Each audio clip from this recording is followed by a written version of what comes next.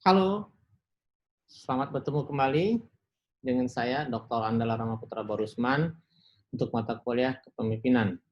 Pada kesempatan kali ini kita akan melanjutkan pokok bahasan yang lalu tentang konsep dasar kepemimpinan dari berbagai pandangan.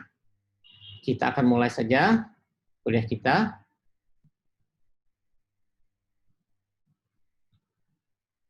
Kita pernah minggu lalu membahas tentang bagaimana latar belakang lahirnya seorang pemimpin, yaitu pemimpin atas dasar secara ekologis, yaitu bawaan lahir, yang kedua pemimpin karena dibentuk, yang ketiga adalah campuran keduanya.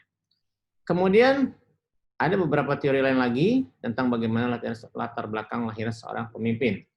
Menurut Outweighted dalam buku The Art of Leadership, yang disebut dengan pemimpin atau pemimpin lahir dari seseorang yang membentuk diri sendiri, atau self-constituted leader, self-made man, and born leader. Seseorang karena situasi tertentu dapat mempengaruhi orang lain dan menjadikan dirinya sebagai pemimpin. Kemudian yang kedua, dipilih oleh golongan. Ia menjadi pemimpin karena jasa-jasanya, karena kecakapannya, atau keberaniannya terhadap organisasi. Dan yang ketiga adalah ditunjuk dari atas. Ia menjadi pemimpin karena dipercaya dan disetujui oleh pihak atasan. Kemudian syarat-syarat untuk menjadi pemimpin. Tentu ada banyak sekali syarat-syarat untuk menjadi pemimpin. Di sini saya akan memaparkan beberapa syarat-syarat penting untuk menjadi pemimpin. Yang pertama yaitu memiliki kelebihan dari orang yang dipimpin. Tentu pemimpin harus memiliki kelebihan dan orang yang dipimpin ingin dipimpin oleh orang yang memiliki kelebihan dari mereka. Kemudian yang kedua adalah memahami bahasa orang yang dipimpin. Dalam artian pemimpin mampu berkomunikasi dengan baik dan bisa memahami orang-orang yang ia pimpin. Yang ketiga, sehat jasmani dan sehat rohani. Ini juga merupakan syarat mutlak. Tidak mungkin seseorang bisa menjalankan kepemimpinan dengan baik apabila ia sakit-sakitan. Dan juga seseorang untuk menjadi pemimpin, dia harus memiliki rohani yang baik. Karena ini berkaitan dengan kejiwaan. Kemudian yang keempat, pemimpin harus beriman dan bertakwa kepada Tuhan. Kita tinggal di negara Indonesia, maka kita percaya akan adanya Tuhan.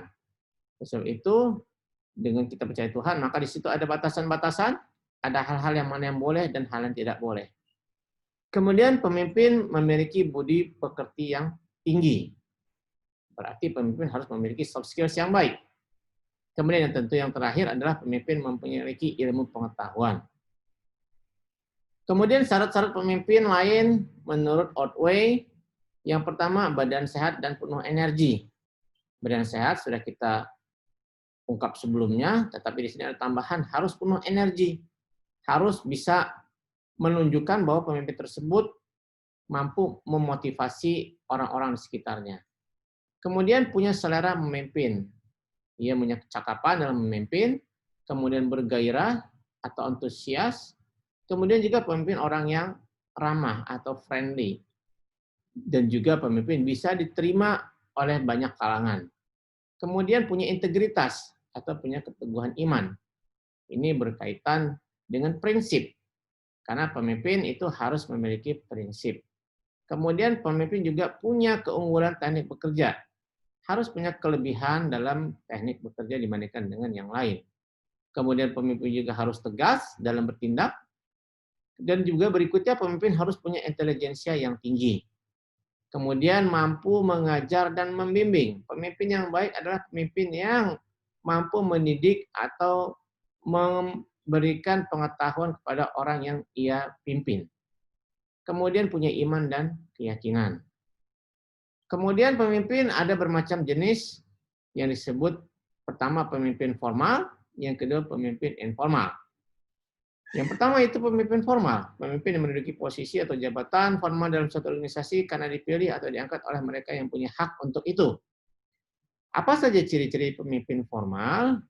Yang pertama, memiliki dasar legalitas yang ia peroleh baik dari penunjukan pihak yang berwenang ataupun dari pengangkatan.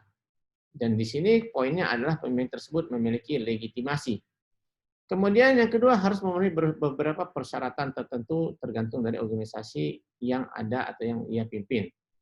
Kemudian mendapatkan dukungan dari organisasi formal ataupun atasannya, dan memperoleh balas jasa kompensasi baik material ataupun imaterial. Kemudian memungkinkan mendapatkan peluang untuk promosi, kenaikan pangkat jabatan, dapat dimutasi atau diberhentikan dan lain sebagainya. Kemudian pemimpin formal juga mendapatkan reward serta punishment. Kemudian pemimpin formal juga memiliki kekuasaan atau wewenang yang jelas. Kemudian selain pemimpin formal, ada juga pemimpin yang disebut dengan pemimpin informal.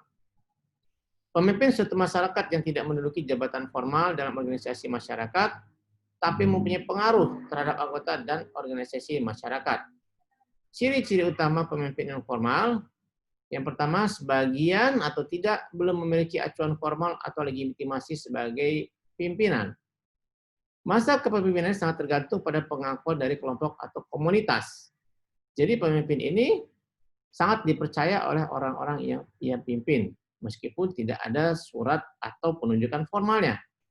Tapi apabila si masyarakat atau orang yang ia pimpin tidak percaya, mereka dengan mudah meninggalkannya. Kemudian tidak di-backup oleh organisasi secara formal, tidak mendapatkan imbalan atau kompensasi, tidak mendapatkan promosi, kenaikan pangkat, mutasi, dan tidak memiliki atasan. Juga pemimpin informal tidak ada reward dan punishment. Dan kita di Indonesia ini hidup dengan dua jenis pemimpin, yaitu pemimpin formal dan pemimpin informal. Pemimpin informal biasanya berada di sekitar kita, di sekitar masyarakat, termasuk di sini tokoh agama, tokoh adat, ya, tokoh suku, dan sebagainya. Kemudian untuk berikutnya, maka tugas kedua. Silahkan setiap individu membuat tugas kedua ini. Yang pertama, apa saja ciri-ciri lain dari pemimpin formal dan pemimpin informal? Yang kedua, bagaimanakah peran dari masing-masing pemimpin formal dan informal tersebut? Yang ketiga, di Indonesia, Anda silahkan ambil contoh kota mana Anda tinggal atau di daerah mana Anda tinggal. Anda perhatikan bagaimanakah kerjasama antara pemimpin formal dan informal yang Anda rasakan. Manakah yang lebih dibutuhkan perannya agar kota atau tempat Anda tinggal bisa lebih aman, nyaman, dan sejahtera. Kemudian cara mengerjakan tugasnya, paper berisi tentang pendahuluan, kerangka teori, metodologi, pembahasan, dan penutup. Pembahasan diketik rapi, 2 spasi, menggunakan font Times New Roman. Dan Anda upload tugas Anda melalui UBL apps yang Anda miliki. Batas waktu pengiriman ada 3 hari setelah Anda menonton video ini. Buat juga PowerPoint dari pembahasan Anda, minimal 10 slide. Selamat bekerja, sampai ketemu di pertemuan berikutnya. Terima kasih.